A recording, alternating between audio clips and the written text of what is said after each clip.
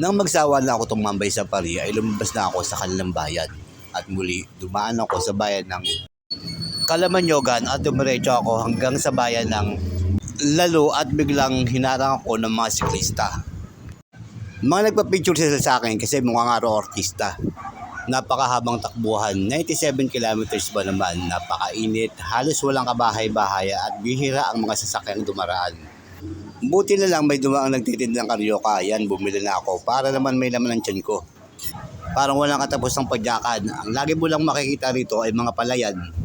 Nakakainip, pero kailangan ko talagang padyakan kasi ito na talaga ang pinakadulo ng Luzon. At pumukaw ng atensyon ko ang nakakatawang pangalan ng paaralan. Good morning guys, nandito ako ngayon sa may Santa Teresita, Cagayan. Natawa lang ko sa nagbasa ko, ayun, paaralan na yun. Luga National High School. Ayun o, Luga National High School. O maliwanag ha, Luga National High. Siguro mga estudyante niya mga luga.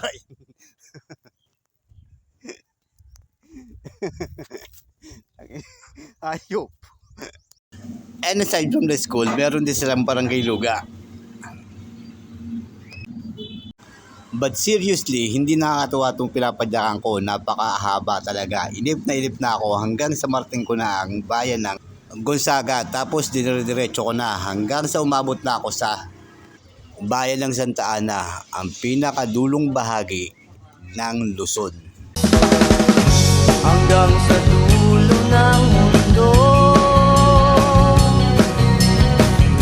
hanggang maubos ang ako, hanggang gumulong ang luha, hanggang mahulog ang tala.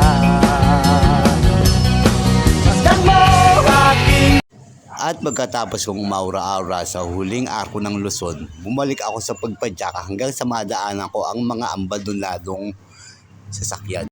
Naging abandonado ang karamihan sa mga sakilayan dahil nahulog sa checkpoint kasi may kasalanan sa batas. Kaya kung gagawa kayo ng kalokohan, huwag kayong pupunta sa dulo ng Pilipinas kasi sigurado tiklo kayo. Halos lamunin na ng mga damo ang mga sasakyan. Sayang. Tapos tinuloy-tuloy ko na pagpadyaka hanggang sa marating ko na ang Santa Ana.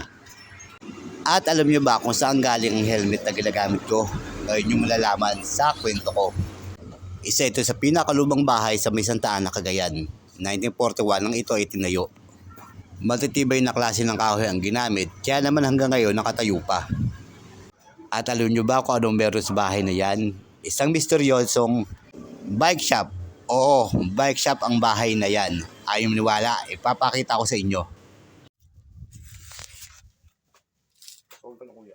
Yan, pasok pa lang. Yung paninda namin, yung mga accessories.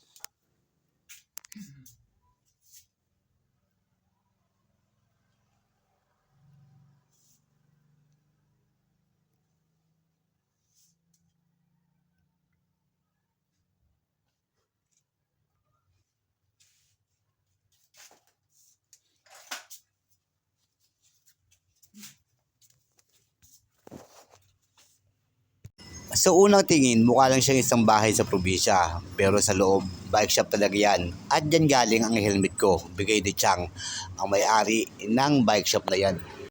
Meron din sila mga tinitinda mga e-bike, solar panel, at mga bike accessories. And take note, pwedeng home credit ang mga yan.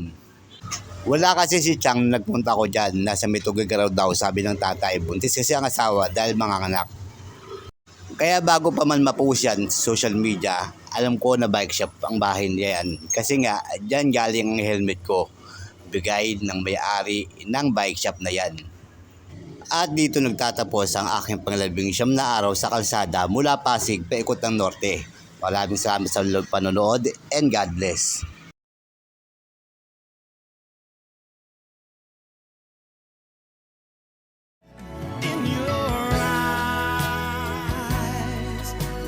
See my dreams reflections